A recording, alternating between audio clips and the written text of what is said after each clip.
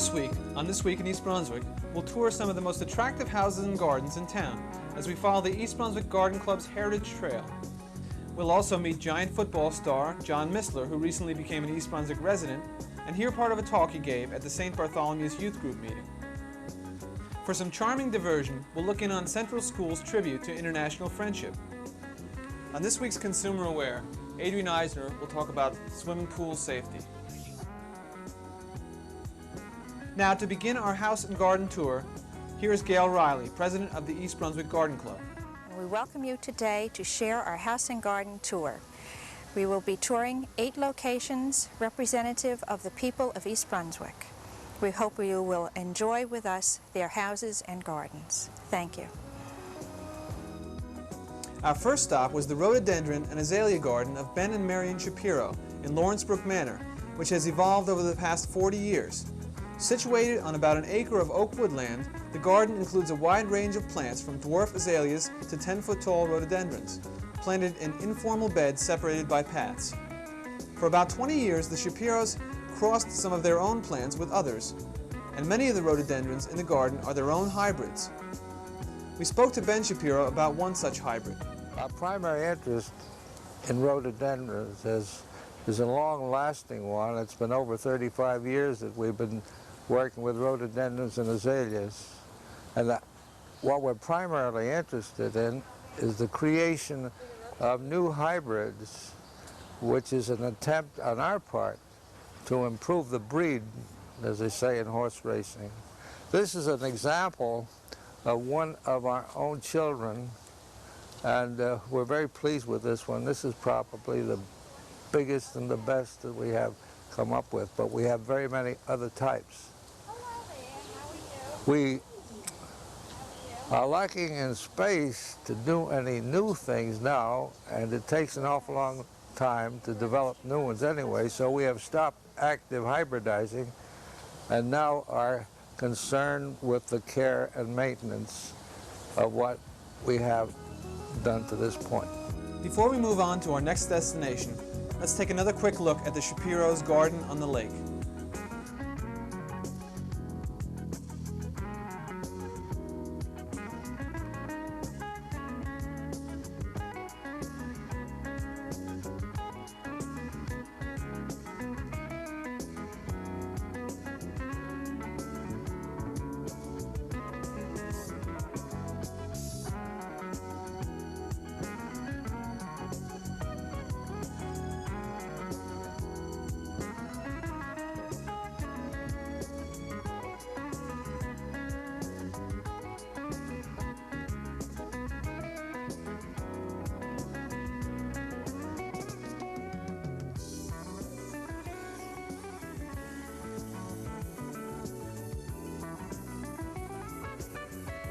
Our second stop was the Marion Thomas home on Route 18 at Patton Drive, a charming Georgian period home built in the 1820s, which is now being lovingly restored and redecorated by Barry Rolfe and his family, enhanced by a fine display of antiques which are for sale to the public.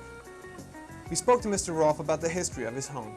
The house that we are in is what used to be an old inn and stagecoach stop back in the late 1800s.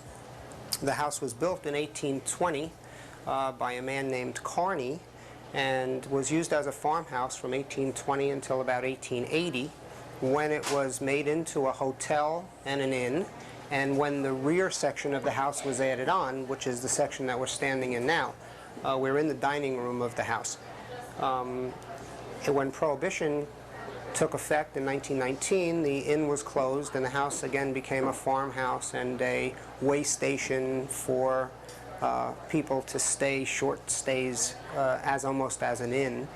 And the house remained as such until about 1940, when it was turned into an antique shop by a man by the name of Andrew Schnitzler, who used to be a teacher or professor at Rutgers University. It remained an antique shop for about 9 years with Mr. Schnitzler, and in 1955 Marion Thomas bought the home and moved her antique shop from South Amboy, New Jersey to East Brunswick, and she lived here until her death in 1980. And we purchased the house in 1981 and totally restored it and reopened it as an antique shop and are continuing doing the same thing that Marion and Mr. Schnitzler had done. Today is a great honor for us to have the Garden Club of East Brunswick touring through the house. We've worked very hard to get it into good condition, and hope everyone enjoys their visit with us this afternoon. Thank you. The next stop was the East Brunswick Museum, where the current exhibit is called Splendors of the Orient.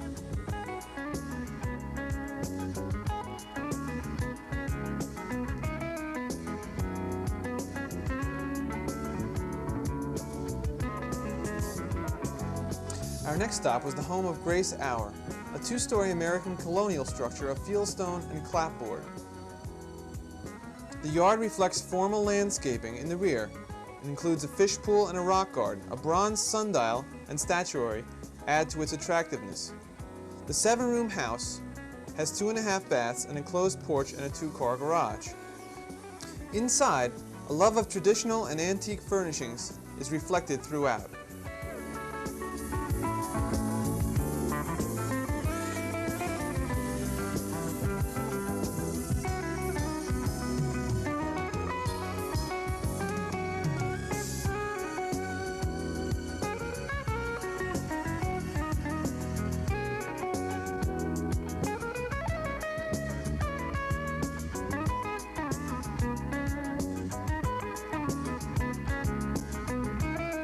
At our next stop, the Carpel home on Star Road, a contemporary exterior gives way to a comfortable and relaxing modern interior, decorated by Mrs. Carpel.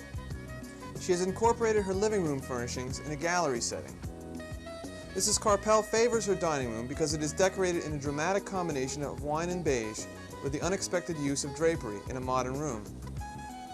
The natural treatment with plants at the family room window gives a feeling of spaciousness. Stepping onto the marvelous deck, overlooking the pool and natural woodland which Mr. Carpel cleared and developed himself, one experiences the same relaxed feeling of the interior.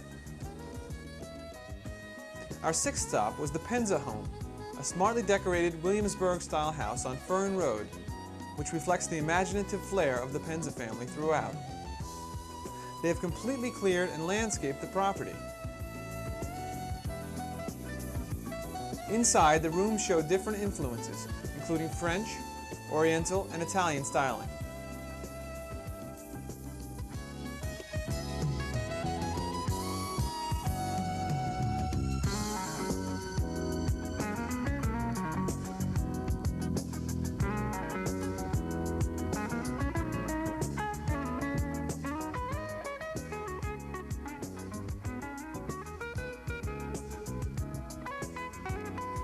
Dad's Garden, located on 33 Yorktown Road, was designed and planted by Emmanuel Balsamides. The woodlands behind the Balsamides home extend approximately 100 feet beyond the white colonial structure, and the home is lined with beautiful hemlocks. What was once wild woods has been skillfully transformed into a natural park. Walking through the woods, one can stop and rest on one of the many park benches and enjoy the vivid colors of the azaleas and rhododendrons. The paintings of Mrs. Rose Sackle were on display on the Balsamides patio. A co-founder of the East Brunswick Garden Club, Mrs. Sackle's love for flowers and nature has naturally shown up on a great many of her canvases. The final stop in the tour was the East Brunswick Civic Center, where the paintings of Don Osner were on display. An East Brunswick resident for the past 24 years, he has painted many homes and local scenes in the surrounding area. Also at the Civic Center, tired tour visitors could relax by the gazebo and listen to a variety of Indo-Pakistani music. We hope you've enjoyed the tour this week and hope to see you again next year at the second annual East Brunswick Garden Club House and Garden Tour. For their final production this year, the kindergarten at Central School put on a salute to international friendship for their friends and parents. Here is part of that performance.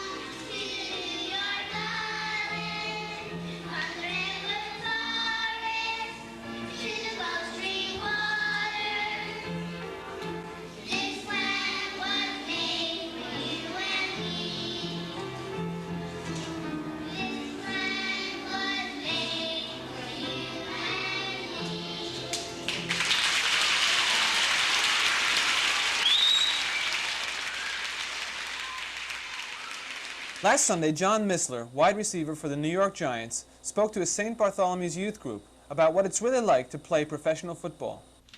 The life of a football player it's a lot of hard work, it's a lot of studying, it's a lot of physical abuse that you have to take every day, it's a lot of mental abuse that you have to take every day. And I don't think that I would have been able to do all that if it hadn't been for a lot of people in my life. You know, a lot of people think that it's real easy and you know, you get paid all this money and, you know, everything just comes your way. Well, nothing comes your way for free. I've really worked very hard for what I've gotten. I started out when I was in 3rd or 4th grade. I decided I wanted to play football, so I went out and I started playing football. And I didn't really take it too serious. I just went out and played and had a good time. And then I came to 8th grade, 9th grade, and I said, well, I think 9th grade was a big turning point for me because that summer before football started, I was kind of scared and I really didn't know what I wanted to do. I kind of wanted to cop out and run cross country, and that isn't to say that that's a cop out, but for me it was. Since I had played football for so many years, I was scared and I didn't have the confidence in myself. And my parents talked to me and told me that, you know, maybe you ought to give it your best shot. You know, you worked this hard for something, take advantage of it. So I did. And I worked very hard. I made a lot of sacrifices. In life, too, you have to also make decisions on what you want to do and analyze them a little bit, too. You can't just say, well, I want to be a football player and go out and do it. I said I wanted to be a football player, but I spent the time and the hours to do it.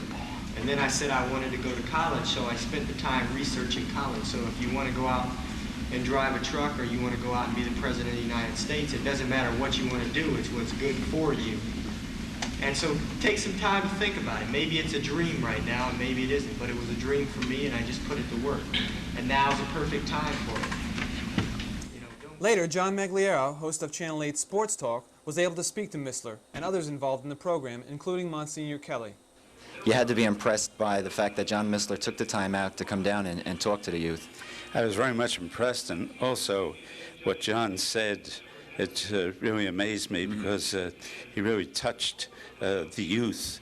And I think if I was in their place, I've been really amazed at the training, the difficulties, and so forth a pro athlete has to go through in order to be a top pro athlete. So I think it was a way of life or living for these people to understand, and it certainly made a terrific impression on me, and I feel that it also touched the people here this evening. I'm so happy that we had him, and so happy that you gave us the opportunity, because it's not too often that any of us meet a person like John that really made such a success in life, especially in his chosen field, and was able to portray that particular information to others. So I'm happy. Monsignor, let me ask you, what is there special about a John Mistler that a regular layman cannot get across in such a meeting like this? Well, I feel that he's someone that's been there, right. And we all could talk about sports, talk about life, and he talked also about the difficulties that people have as a youth today, and how he had to give up so many things to overcome them. And I feel that many times you take an ordinary businessman or woman, so forth, and let them talk, and people say, well, they had to say this. Right, but right. when John was saying it, you could tell that he didn't have to tell us this, but he wanted to tell us it. Monsignor, I want to thank you for being with us this evening, and let me call in Paul Durkee from your organization. You're quite welcome. Joining me now is Paul Durkee, a member of the St. Bart's Youth Group. Paul, John Mistler came out and said some things that were quite surprising about the NFL, the fact that it's not all glamour. How did that affect you and your peers? I thought that the kids really enjoyed what he had to say, and I thought that he gave them like some hope that they really could accomplish something someday, and that they should really pursue their dreams, and that if they want to really make it and they really try, they can. So that he didn't try to say that you could never make it, but he really gave us some hope that say even if we didn't make it all the way, that that we should really try and get the most that we can out of it, and really just have a good time doing it. What about your fellow members of the youth group? They seem impressed, and there were a lot of question and answers following. Do you think they got the message as well?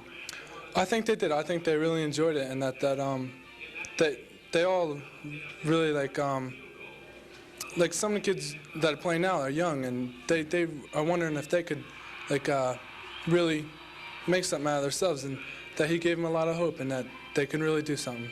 Okay, Paul, I want to thank you very much for being with us, and I'd like to call on now John Mistler, wide receiver of the New York Giants. John, you seem to enjoy your speech before the St. Bart's Youth Group, and I think you had a strong effect on the kids. Well, I really enjoyed it, and I enjoy doing these type of things because I think it can help them with some of the experiences that I've gone through, and if I can help one of them, then I've done my job here. I know you're new to East Brunswick, and let me welcome you on behalf of East Brunswick. We're proud to have you and pleased to have you in town. Change of lifestyle for you, I would think, coming from Arizona. Yeah, definitely. I really like it here.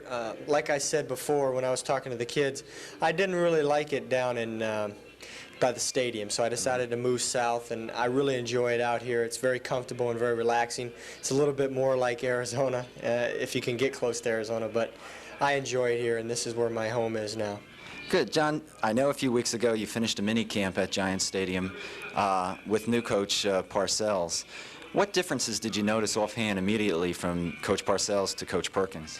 Well, I think the biggest difference is that the team is a lot more relaxed. I think Bill relates with the players real well, not that Coach Perkins never did. It's just that he relates a lot better with a lot more players, and I think that the team is going to gel around him, and I think we've got in our heads that this is going to be our year, and we've got to do it for him and everything else, so we're going to wrap around him and really make it the best year we can.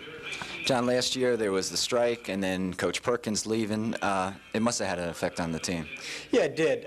Like I said to the kids, last year we played with just about every team we went against, where my rookie year, we weren't in very many games, but we won a lot of games.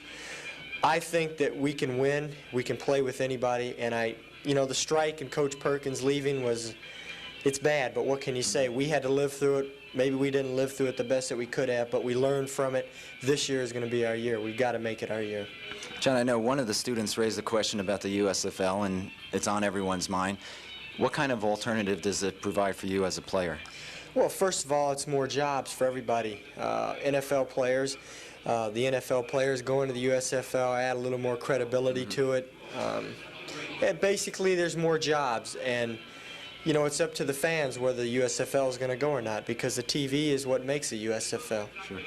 Do you think it's a viable alternative for you should problems crop up, and not that we're looking for them, but between you and the Giants? I don't want to have any problems with the Giants, first off. I'd like to say that, because I really enjoy playing here. It's the best place in the world to play, New York. Yeah. You can't play in a better place as far as opportunities off the field and on the field. But if things happen, like I said, it's another job, and football is a job, and if it did come to that, I would try to stay in the NFL first, and then, if I had to look to the USFL, that's where I'd look to. Well, John, I know I speak on all of East Brunswick when we say, on behalf of all of East Brunswick, when I say that we wish you the very best this year, this coming season, and the New York Giants. And I want to thank you for being with us. Thank you. My pleasure. For This Week in East Brunswick, I'm John Migliaro. Hello. I'm Adrienne Eisner of the East Brunswick Consumer Affairs Office.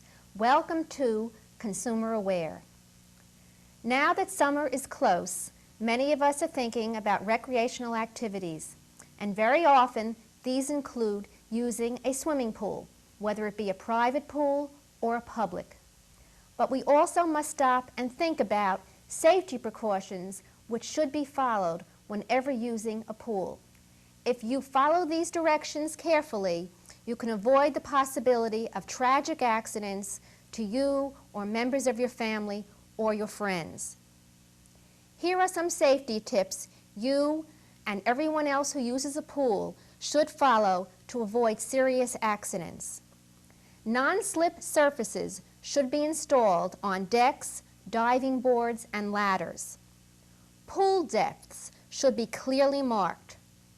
Slides for use by children should be installed where the water is at least 3 foot deep, and more depth is required for older children and adults. A pool should not be accessible to children through a door or window of the house. A private pool should be enclosed by a fence at least 6 feet or even higher, with a gate that locks. Children should be encouraged to learn to swim well. This will be their best protection against drowning. Make sure that you take the time to familiarize your children with all of these safety rules. Stay in the part of the pool that is safe for your skill as a swimmer. A swimming pool is not a place to show off. There should be only one person on the diving board or sliding board at a time. There should be no running or pushing in a pool area. To avoid stomach cramps, do not go swimming immediately after eating. And most important of all, never swim alone. Please make sure that you and your family are aware of these rules and take the trouble to follow them. This is Adrienne Eisner of the East Brunswick Consumer Affairs Office, wishing you and your family a happy and safe summer.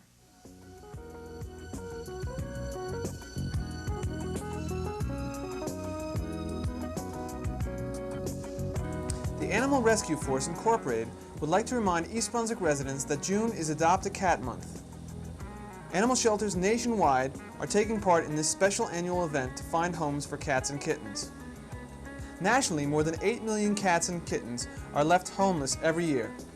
To help promote contented cats and cat owners, the Animal Rescue Force is offering an adoption gift package, compliments of 9 lives. For more information, call 257-7559.